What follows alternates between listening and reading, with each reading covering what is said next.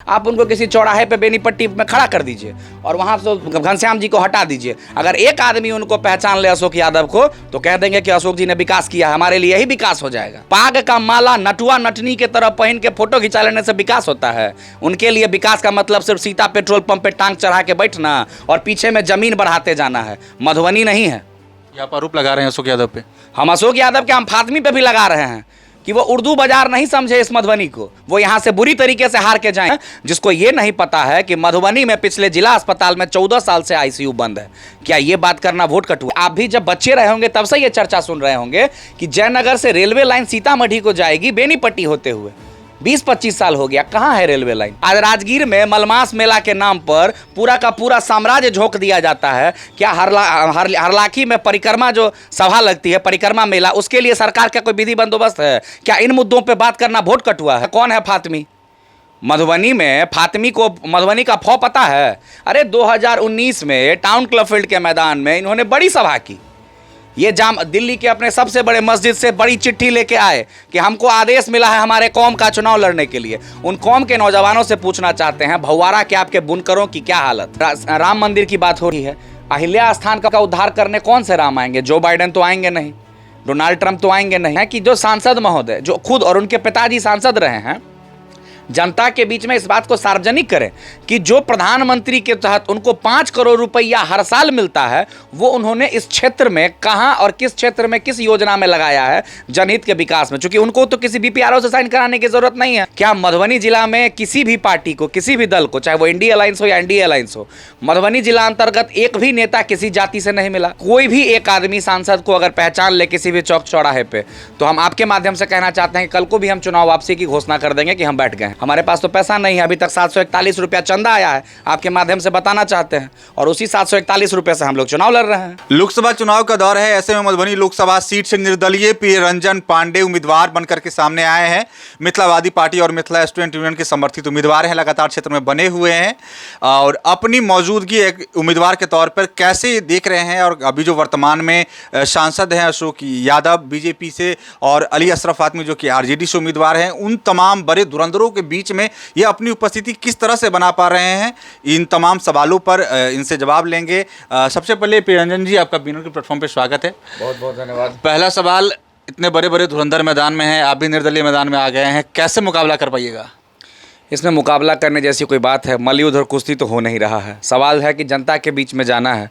और जैसा कि आप पत्रकार बंधु जानते हैं कि अभी चाहे जदयू हो या भाजपा हो या राजद हो, जाति गणना का क्रेडिट लेने में लगी हुई है कि फलानी जाति की इतनी संख्या है, इनका समुचित विकास होना चाहिए। हमारा ये कहना है आपके माध्यम से, और आप आम जनता को ये कहना चाहते हैं कि मधुबनी लोकसभा क्षेत्र के जो 19 लाख मतदाता है, जो वोटर लिस्ट में एनरोल्ड है, मैं संख्या की बात नहीं, वोटर लिस्ट की बात कर रहा हूँ, क्या इनको ये अधिकार नहीं है कि अपने बीच में से ये नेता चुने? क्या मधुबनी जिला में किसी भी पार्टी को, किसी भी दल को, चाहे वो इंडिया अलायंस हो या एनडीए अलायंस हो, मधुबनी जिला अंतर्गत एक भी नेता किसी जाति से नहीं मिला, किसी कम्युनिटी से नहीं मिला? और पिछले 20 सालों में हुआ क्या है ऐसा? इन्हीं मुद्दों को लेकर हम लोग चुनाव लड़ रहे हैं। 20 सालों में नहीं हुआ है तो लगातार 3 बार तो बीजेपी को लोग यहीं के लोगों ने मौका दिया है ना? निश्चित रूप से यहाँ के लोगों ने मौका दिया है, चूँकि यहाँ जैसा कि आप अभी क्षेत्र में जाएंगे तो कोई भी एक आदमी सांसद को अगर पहचान ले किसी भी चौक चौराहे पे, तो हम आपके माध्यम से कहना चाहते हैं कि कल को भी हम चुनाव वापसी की घोषणा कर देंगे कि हम बैठ गए हैं। सांसद महोदय को कोई जान नहीं रहा है। और रही बात स्थानीय मुद्दों की, यहाँ पे बात इस बात की है, जैसे कि आप पत्रकार बंधु जान रहे हैं कि चुनाव, पंचायती निकाय जब चुनाव होता है, अभी हाल ही में ही बीता है, नगर निगम का चुनाव हो, नगर पंचायत का, तो जो मुखिया होते हैं, जो जिला पार्षद होते हैं, जो पंचायत समिति होते हैं या वार्ड सदस्य होते हैं या नगर पंचायत के वार्ड सदस्य या चेयरमैन, उनसे जनता सवाल पूछती है कि आपने क्या किया है, आपने कितनी, उनका कोई सरकारी निधि तो नहीं होता है। आपके माध्यम से हम पूछना चाहते हैं कि जो सांसद महोदय जो खुद और उनके पिताजी सांसद रहे हैं, जनता के बीच में इस बात को सार्वजनिक करें कि जो प्रधानमंत्री के तहत उनको 5 करोड़ रुपया हर साल मिलता है, वो उन्होंने इस क्षेत्र में कहां और किस क्षेत्र में किस योजना में लगाया है जनहित के विकास में। चूंकि उनको तो किसी बीपीआरओ से साइन कराने की जरूरत नहीं है, उनको तो किसी पदाधिकारी के साइन की जरूरत नहीं हो, तो लेटर पैड पर लिख देंगे कि 15 लाख की योजना है। क्या किया है? ये इस पंचवर्षीय में 15 करोड़ का हिसाब मांगने के लिए हम मैदान में हैं। तो और आप क्षेत्रीय मुद्दों को लेकर भी लगातार सोशल मीडिया पे पोस्ट करते हैं, और आपकी जो संगठन जो आपको समर्थन कर रही है मिथिलावादी पार्टी या मिथिला स्टूडेंट की बात करें, तो वो क्षेत्रीय मुद्दों को लेकर के संघर्षशील रही है। लेकिन लोकसभा चुनाव में कहीं ना कहीं एनडीए अलायंस की बात करें या इंडिया अलायंस की बात करें, वो केंद्र के मुद्दों को लेकर के, देश के मुद्दों को लेकर के आगे आती है और उस नाम पर वोट भी मांगती है, और आप लोग खुद को क्षेत्र में सीमित रखे हुए हैं। देखिए, हम कोई हेलीकॉप्टर से तो हमारे लिए उतरने नहीं जा रहा है। हम आम जनता में जाके बस सिंपल सी बात पूछ रहे हैं कि 19 लाख लोगों में कोई आपको नेता नहीं मिला चुनाव लड़ने के लिए। और दूसरी बात, हमारा संगठन जो लगातार जिस मुद्दे को उठाते आया है, 2005 से नीतीश कुमार कहते आ रहे हैं चिमनी से धुआं उठेगा, चिमनी से धुआं उठेगा। चाहे वो लोहट चीनी मिल की बात हो, सकड़ी चीनी मिल, रैयाम चीनी मिल, या जिस बेनीपट्टी अनुमंडल में अभी फिलहाल हम आपसे कोई इंटरव्यू दे रहे हैं, यहाँ की लड़ाई हम लोगों ने लड़ी है अन्य मुद्दों के लिए। बसैठा में स्कूल के लिए बनाने के लिए हम लोगों ने भिक्षाटन किया है। यहाँ पे बेनीपट्टी मुख्यालय में 110 गांव के लोग हर दिन मुख्यालय आते हैं, छात्र हो छात्रा हो। उसकी लड़ाई, उस शौचालय की लड़ाई हम लोगों ने लड़ी है, जिसको लेकर एक भीषण संग्राम हो गया था, लोग जानते हैं। तब भी प्रियरंजन यहीं था। प्रियरंजन तब भी क्षेत्र में था और प्रियरंजन आज भी क्षेत्र में है। इन्हीं मुद्दों पे लड़ाई लड़नी है कि कहाँ आज राम मंदिर की बात हो रही है। अहिल्या स्थान का उद्धार करने कौन से राम आएंगे? जो बाइडेन तो आएंगे नहीं, डोनाल्ड ट्रंप तो आएंगे नहीं। और मोदी जी को इस बात की जानकारी या राहुल गांधी को इस बात की जानकारी कौन देगा? यहीं के सांसद देंगे ना। इन्होंने सदन में कितनी बार स्थानीय मुद्दों की बात की है, कितनी बार संसद में इस बात की चर्चा की है कि, और आपके माध्यम से कहना चाहते हैं कि आप भी जब बच्चे रहे होंगे तब से ये चर्चा सुन रहे होंगे कि जयनगर से रेलवे लाइन सीतामढ़ी को जाएगी बेनीपट्टी होते हुए। 20-25 साल हो गया, कहाँ है रेलवे लाइन? कौन से विकास की बात कर रहे हैं हम? मधुबनी क्षेत्र में मात्र 10 किलोमीटर की लाइन है रेलवे की। दरभंगा रुकने वाली हर ट्रेन मधुबनी क्यों नहीं रुक सकती है? ये सब स्थानीय मुद्दा है, और इन्हीं मुद्दों को लेकर हम चुनाव में जा रहे हैं, जनता के बीच जा रहे हैं। आप बोल रहे हैं कि क्षेत्रीय मुद्दों को लेकर के आप संघर्षशील रहे हैं भी हैं, इस चीज़ को आपने स्वीकारा है। लेकिन ये आप पे अगर आरोप लगाया जाए कि आप लोग 2020 के विधानसभा चुनाव में मधुबनी में जितने भी विधानसभा सीट है उन सभी सीटों पे आपने चुनाव नहीं लड़ा था, आप मधुबनी लोकसभा से अपना दावा ठोक दिए हैं, मैदान में उतर गए हैं, तो वोट कटवा बनने के लिए तो नहीं ना आए हैं? देखिए, पिछले 9 साल से हम लोग संघर्ष कर रहे हैं सड़क, शिक्षा, स्वास्थ्य को लेकर के। आप वोट कटवा की बात कर रहे हैं, हम उसकी बात कर रहे हैं जिसको ये नहीं पता है कि मधुबनी में पिछले जिला अस्पताल में 14 साल से आईसीयू बंद है। क्या ये बात करना वोट कटवा है? क्या ये बात करना सांसद महोदय की जो गोद लिया हुआ गांव है, जो दामोदरपुर पंचायत है, जो पूर्व में बनकट्टा पंचायत था, उस गांव में एक चापाकल नहीं करवाया गया है, क्या ये वोट कटवा वाली बात है? हम आपसे ये पूछ रहे हैं कि जो बेनीपट्टी अनुमंडल के जो सड़कें हैं, एक भी पुल पुलिया करहाड़ा का आप पिछले 20-25 सालों से मुद्दा सुनते आए हैं। इसी मार्च में आपने ही एक इंटरव्यू भी चलाया था उनका शिलान्यास का। हम आपके माध्यम से पूछना चाहते हैं, कौन है संवेदक? कौन है संवेदक? किस योजना से वो आपको पुल बनने जा रहा है? शिलान्यास हुआ है ना इसी मार्च में। तो इन सब मुद्दों को, क्या मुद्दों की बात करना वोट कटुआ की राजनीति है? आप ये भी आरोप लगाया जाता है कि आप बीजेपी को नुकसान करने के लिए मैदान में हैं। हम तो ये भी आपको नॉमिनेशन के दिन से कह रहे हैं, कौन है फातिमी? मधुबनी में फातिमी को, मधुबनी का फौ पता है? अरे 2019 में टाउन क्लब फील्ड के मैदान में इन्होंने बड़ी सभा की। ये दिल्ली के अपने सबसे बड़े मस्जिद से बड़ी चिट्ठी लेके आए कि हमको आदेश मिला है हमारे कौम का चुनाव लड़ने के लिए। उन कौम के नौजवानों से पूछना चाहते हैं, भौवारा के आपके बुनकरों की क्या हालत है? भौवारा में स्टेडियम से जो गुजरने वाली सड़क है, क्या वो सड़क बनी है? क्या जो स्टेडियम है, जो यहाँ के युवाओं का मुद्दा है, और आप जैसे लोगों को ये सवाल पूछना चाहिए कि प्रतिवर्ष 5 करोड़ रुपया कहाँ जा रहा है? मधुबनी में स्टेडियम है क्या? किसने कब्जा कर रखा है उस स्टेडियम को? स्टेडियम निर्माण की बात लंबे समय से होती आ रही है। जिला में एक भी ऑडिटोरियम है, एक भी लाइब्रेरी चालू है सुचारू रूप से?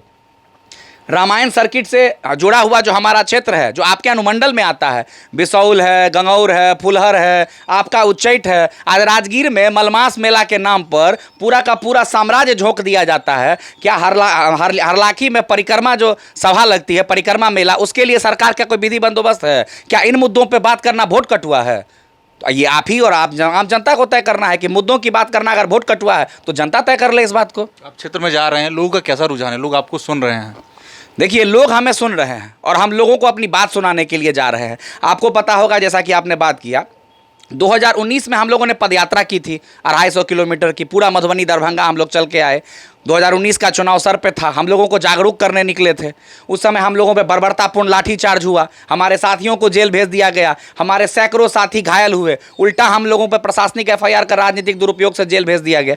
उस समय भी हमारा यही मुद्दा था। हम दिल्ली जा चुके हैं मिथिला विकास बोर्ड की मांग लेके कि बिहार सरकार जो दक्षिण बिहार और उत्तर बिहार का जो गैप है उसको भरे। नीति आयोग संघ हमारी 2 बैठक हुई है हमारे संगठन की, तो मुद्दों पे तो लड़ते रहे हैं। और जब लगा कि 2019 के चुनाव में शकील अहमद चुनाव लड़े हों या बद्रीपुर में चुनाव लड़े हों या अशोक यादव स्थानीय MLC है घनश्याम ठाकुर, उनका टाइमलाइन उठा के देखा जाए, उन्होंने मिथिला विकास बोर्ड के समर्थन की बात की थी। मैं आपके माध्यम से पूछना चाहता हूं कि घनश्याम ठाकुर जब क्षेत्र में वोट मांगने के लिए घूम रहे हैं, उनसे पूछें कि उन्होंने कितनी बार संसद मतलब अपने विधानसभा का जो उनका सदन है, उन्होंने विधान परिषद का कितनी बार उन्होंने मिथिला विकास बोर्ड के समर्थन में पूछा है, कितनी बार सवाल किया है, कितनी बार अशोक जी ने बात की है। पाग का माला नटुआ नटनी के तरह पहन के फोटो खिंचा लेने से विकास होता है? उनके लिए विकास का मतलब सिर्फ सीता पेट्रोल पंप पे टांग चढ़ा के बैठना और पीछे में जमीन बढ़ाते जाना है, मधुबनी नहीं है।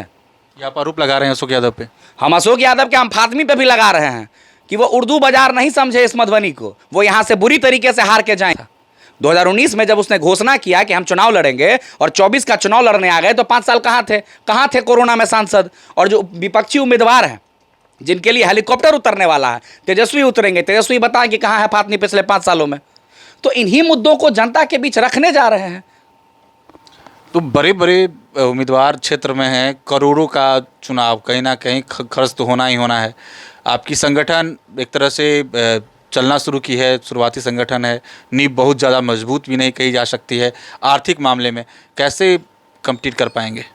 देखिए हमारा क्या है, आप हमें जानते हैं, समोसा खा के आंदोलन करने वाले लोग रहे हैं हम। हमारे साथी समोसा खा के आंदोलन करते रहे हैं। बेनीपट्टी की धरती जानती है कि प्रियरंजन कौन है, प्रियरंजन के साथी कौन है। हम लोग सदैव लड़ते रहे हैं और हमें नहीं, हम तो कोई वोट खरीदने तो आ नहीं रहे हैं। हमारा कोई हेलीकॉप्टर तो उतर नहीं रहा है। हेलीकॉप्टर किस बात के लिए उतरेगा? उन हेलीकॉप्टर जो उतरेगा वो बताए कि 2005 का चिमनी का धुआं अभी तक क्यों नहीं निकला है।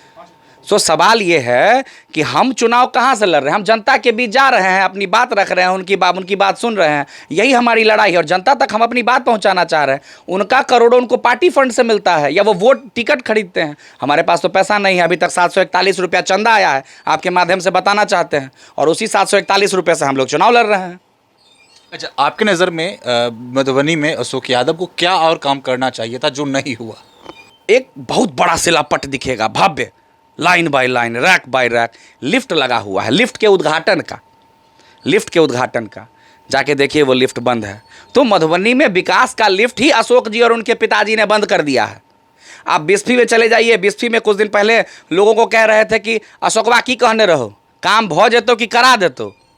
तो वही वाली बात, उनसे क्या उम्मीद करें? कहाँ है कोरोना में? आप उनको किसी चौराहे पे बेनीपट्टी में खड़ा कर दीजिए और वहाँ से घनश्याम जी को हटा दीजिए। अगर एक आदमी उनको पहचान ले अशोक यादव को, तो कह देंगे कि अशोक जी ने विकास किया, हमारे लिए ही विकास हो जाएगा।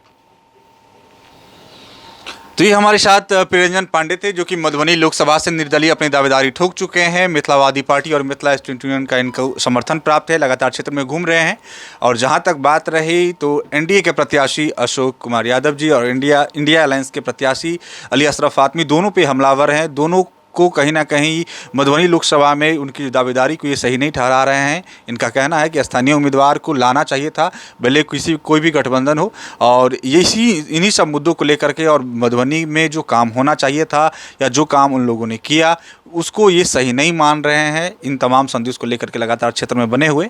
अब देखना दिलचस्प होगा कि चुनाव परिणाम में ये कितना असर डाल पाते हैं, क्या अपना स्थान हासिल कर पाते हैं। तो फिलहाल इस वक्त इतना ही। आप देखते रहे BNN न्यूज़। धन्यवाद। अब बेनीपट्टी में झोला प्रिंटिंग की फैक्ट्री, जहां कम खर्च में क्वालिटी वाले झोले बनाए जाते हैं। EMI पर भी यहां से माल ऑन टाइम डिलीवरी ले जा सकते हैं। साथ ही लड़की की शादी में यहां मिलता है मुफ्त में झोला। तो आज ही संपर्क करें श्याम एंटरप्राइजेज, बेनीपट्टी, बेटा बाजार, नियर ग्रामीण बैंक।